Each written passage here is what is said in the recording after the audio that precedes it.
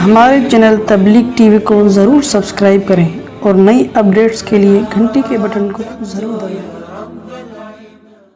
جیسے قرآن مجید میں اللہ تعالیٰ کا ارشاد ہے انکحوا الایام منکم، بے نکاحوں کا نکاح کرا دیا کرو۔ سورہ نور میں اللہ فرماتے ہیں ان یکونوا فقراء، اگر یہ نکاح کرنے والا غریب ہوگا، یغنیہم اللہ من فضلہ، اللہ اپنے فضل سے اس کو مالدار بنا دے گا۔ یعنی غربت کو نکاح میں رکاوٹ مت سمجھو۔ اب آپ بتاؤ، جب غریب آدمی کو نکاح کرنے کا حکم دیا جا رہا ہے تو نکاح کا تو بنیادی مقصد ہی کیا ہے؟ نسل بڑھانا۔ تو غریب آدمی کو گویا نسل کا حکم دیا جا رہا ہے نا۔ اس زمانے میں تو حمل روکنے کی یہ تدبیریں تھوڑی جاتی تھیں۔ نکاح کا مطلب ہی کیا ہے کہ بھائی اب اولاد بھی پیدا ہونا شروع ہو جائے گی۔ لیکن اللہ نے کیا فرمایا؟ فقیر ہو تو اس بات کا خوف مت کرو۔ یہ قرآن کی آیت ہے۔ اللہ اپنے فضل سے کیا کر دے گا؟ غنی۔ علماء نے لکھا ہے کہ بہت سے لوگ تو شادی کے بعد غنی نہیں ہوتے، وہ تو بیچارے ویسے کے ویسے ہی گھوم رہے ہوتے ہیں، بلکہ پہلے سے بھی زیادہ کیا ہو جاتے ہیں؟ پہلے سے بھی زیادہ حالت خراب ہو جاتی ہے۔ اس کا جواب یہی ہے کہ قانون اور ضابطہ یہ ہے کہ نکاح سے مال میں برکت ہوگی۔ اگر کسی کے ساتھ ایسا ہوا ہے کہ برکت نہیں ہوئی تو یہ اللہ کی قدرت ہے، اس کا نکاح سے تعلق نہیں ہے۔ یہ نکاح نہ کرتا تو اس سے بھی زیادہ خستہ حالت میں ہوتا یہ اس سے بھی زیادہ خستہ حالت میں ہوتا۔ تو قرآن کی صاف آیت ہے کہ نکاح سے کیا ہوتی ہے؟ برکت۔ اور میں نے امریکہ کی ایک یونیورسٹی کے اخبار کا ٹکڑا، اس کا حوالہ اپنی کتاب میں شائع کیا ہے۔ اوہایو یونیورسٹی ہے یا پتہ نہیں کچھ اور پروناؤنسیشن ہے اس کی۔ اس یونیورسٹی میں تحقیق ہوئی کہ جتنے شادی شدہ لوگ ہیں امریکہ میں، یو کے میں، اور جتنے طلاق یافتہ ہیں، تو شادی شدہ لوگوں کے پاس دولت زیادہ ہے، طلاق یافتہ کے پاس کم ہے۔ انہوں نے کہا اس سے صاف پتہ چلتا ہے، یہ امریکہ کی رپورٹ ہے ان کے ماہرین کی، نکاح سے مال میں کیا ہوتا ہے۔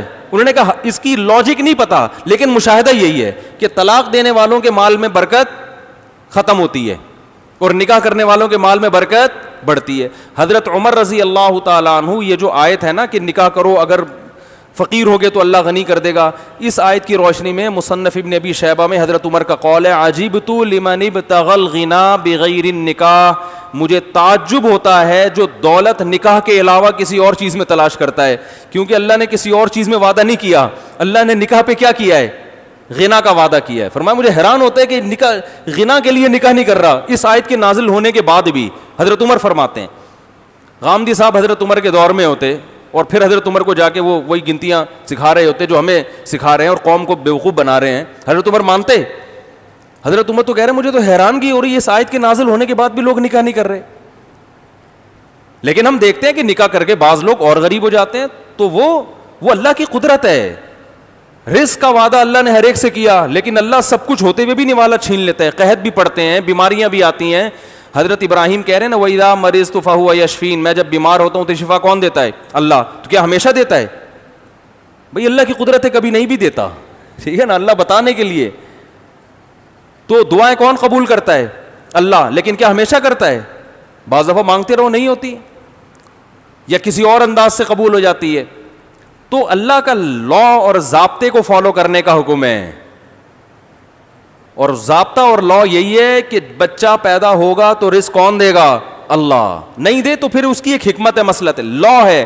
تو لا کا تقاضا یہ ہے کہ تمام فقہا کا اس پر اتفاق ہے کہ اگر آپ کی آمدن کم ہے، اس نیت سے آپ نے اگر نسل روکی تو یہ حرام ہے اور ناجائز ہے، یہ اللہ پہ الزام ہے۔ اور اس دور میں، نبی تو اس دور میں کہہ رہے ہیں جب صحابہ کے پاس کھانے کو روٹی نہیں ہے، اور آپ اس دور میں کہہ رہے ہو جب 3 ٹائم کھانا کھا رہے ہیں لوگ، سٹی اسکولوں میں بچوں کو پڑھا رہے ہیں۔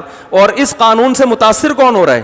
مالدار، جن کے پاس سب سے زیادہ کھلانے کے لیے بچوں کو روٹی ہے، ان کے بچوں کی تعداد کم ہوتی ہے، جن کے پاس روٹی نہیں ہے ان کے بچے زیادہ پیدا ہوتے ہیں۔ بات آ رہی ہے سمجھ میں؟ اس کا مطلب ہے کہ یہ مسئلہ اس کا نہیں ہے کہ معاشی ترقی نہیں ہے، مسئلہ اس کا ہے کہ ہوس، دولت آتی ہے تو ہوس بھی ساتھ میں۔ تو باپ یہ نہیں چاہتا کہ میری پینٹ سے پیسے نکل کے بچوں پہ خرچ ہوں، وہ کہتا ہے ایک آدھ بچہ ہوگا، نسل بس باقی رہے گی میری، باقی اس میری پینٹ میں جتنے پیسے ہیں وہ کس کے ہیں؟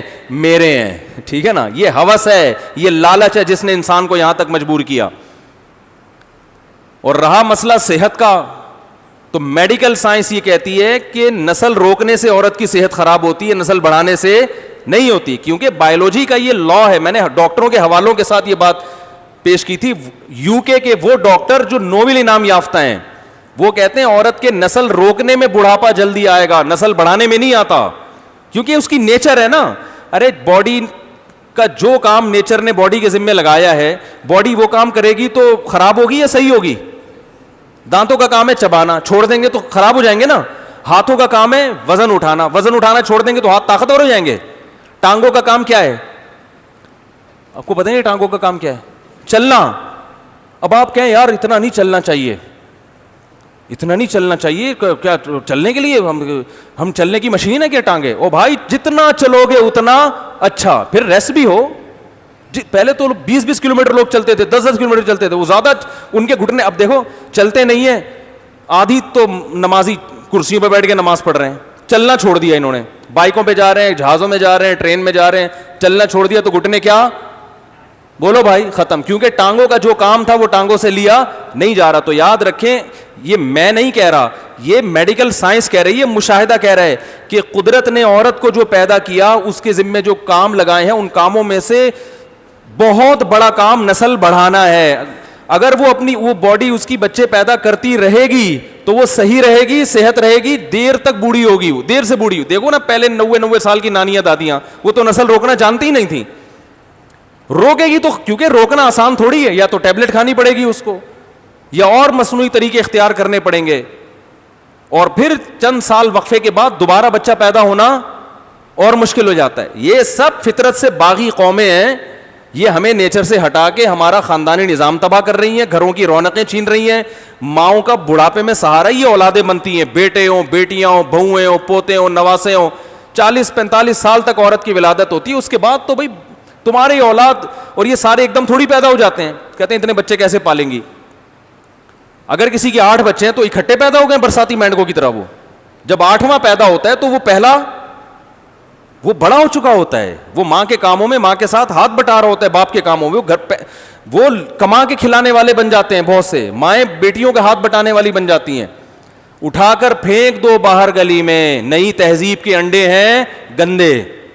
انہوں نے ہماری عورتوں کا بھی بیڑا غرق کر دیا. طلاقوں کی کتنا ریشو بڑھ گیا ہے. آج اسی پہ بات ہو رہی تھی, ایک آدھ بچہ ہوتا ہے خواتین کا, اس کے بعد وہ فارغ, کرنے دھرنے کے لیے کوئی کام اب ہے نہیں. اب لگ گئی ہیں کس پہ؟ فیس بک اور واٹس ایپ. اب کوئی کام ہی نہیں ہے, تو میاں بیوی کا رشتہ بھی کیا ہو جاتا ہے بولو بھائی؟ کمزور. بچے تو ایلفی کا کام کرتے ہیں, جتنا زیادہ ہوں گے میاں بیوی ایک ان کی خاطر جڑے رہیں گے. آدمی کہے گا اتنے بچوں کو لے کے میں کہاں جاؤں گا, عورت کہے گی اتنے بچوں کو لے کے میں کہاں جاؤں. تو وہ فیملی سسٹم بھی کیا ہو گیا؟ کمزور. طلاق, دھڑا دھڑ طلاقوں کا ریشو. 2 بچے ہوتے ہیں, کتنے کیسز آ رہے ہیں, عورت لے کے بھاگ گئی, کہہ رہی چلو 2 ہو گئے, تھوڑے بڑے ہو گئے, ابھی میں اکیلی بھی سنبھال سکتی ہوں, میاں کی ضرورت نہیں ہے. یا میاں لے کے بھاگ گیا. پہلے کہاں لے کے بھاگتے بھائی؟ گھر ہے, پورا بھرا ہوا گھر ہے, داماد ہیں, بہویں ہیں, پوتے ہیں, نواسے ہیں, تو اب وہ تو ملنا ہی ہے انہوں نے آپس میں, میاں بیوی نے, الگ نہیں ہو سکتے وہ. سارا خود تو ڈوبے ہیں صنم, تم کو بھی لے ڈوبیں گے. تو یورپ کا جو کلچر ہے وہ خود برباد ہو گیا. آپ کو پتہ ہے فرانس میں یہ رپورٹ شائع ہوئی تھی وہاں کے ماہرین نے, کہ جب سے گوروں میں فیملی پلاننگ آیا ہے کتے پالنے کا رواج بڑھ گیا ہے, اس لیے کہ محبت کے لیے وہ ترس رہے ہیں. انسانوں سے اب ان کو محبت نہیں مل رہی, ہے ہی نہیں انسان, گھروں سے انسان شارٹ ہو گئے. تو ترس کس کے لیے؟ کتے پال پال کے. یہ فیملی پلاننگ کے بعد آیا کتوں کا رواج ان میں. تو تم بھی یہ چاہتے ہو کہ بچے کم پیدا کرو, اس کی جگہ کتے گھر میں لا کے رکھ لو. اگر یہ چاہتے ہو تو غامدی صاحب کی تحقیقات سے آپ متاثر ہو, عمل کرو. ہوتا ہے تو فوری دوبارہ پریگننسی نہیں ہوتی, ایک ٹائم ہوتا ہے, اس کے بعد جو بہت صحت مند ہوگی اس کو تو پریگننسی ہوگی, ورنہ جب تک فیڈ کرا رہی ہے اس کو پریگننسی ہوتی نہیں ہے. تو قدرتی وقفہ جو عورت کی صحت کے لیے ضروری ہے وہ خدا کی طرف سے پہلے سے ایسے سافٹ ویئر اللہ نے انسٹال کیے ہوئے ہیں, کیونکہ یہ آج سے تھوڑی, آدم علیہ السلام کے زمانے سے لے کے اب تک پیدا ہو رہے ہیں. تو اس وقت کون سے ڈاکٹر تھے؟ تو جو چیزیں انسانی صحت کے لیے ضروری ہوتی ہیں وہ ڈاکٹروں پر قدرت نے نہیں چھوڑی, وہ خود بخود ایسے سافٹ ویئر انسٹال کر دیے ہیں کہ ہو ہی نہیں سکتا. اور جب ہوتا ہے تو بسا اوقات ایک عورت کے پیٹ میں 2 بچے بھی ہوتے ہیں اکٹھے. تو آپ بتاؤ 2 بچے ایک عورت اپنے بطن سے جن سکتی ہے آدھے گھنٹے کے وقفے سے, تو 1.5-2 سال کے وقفے سے 2 بچے نہیں جن سکتی, اس میں کیا مر جائے گی وہ؟ اتنی طاقت اللہ نے عورت کو دی ہے. پھر بھی علماء کہتے ہیں اگر کسی عورت کی صحت واقعی خراب ہو رہی ہے, بعض مستثنا بھی ہوتی ہیں واقعی کمزور ہو رہی ہیں, تو اس بیس پہ ان میں گیپ کیا جا سکتا ہے. بھئی صحت خراب ہو رہی ہے, کمزور ہو رہی ہے, واقعی کوئی مسئلہ ہے, عمومی طور پر ایسا نہیں ہوتا, لیکن اگر واقعی مسئلہ ہے تو گیپ کیا جا سکتا ہے, یہ جائز ہے. لیکن یہ سمجھنا کہ اس عمل سے عورتوں کی صحت برباد ہوتی ہے یا وہ جناب تباہ ہو جاتی ہیں, یہ غلط ہے. فٹنس کے لیے, عورت کو جوان رہنے کے لیے یہ ضروری ہے, یہ قدرت کی طرف سے اس کا نظام اس طرح سے بنایا گیا ہے.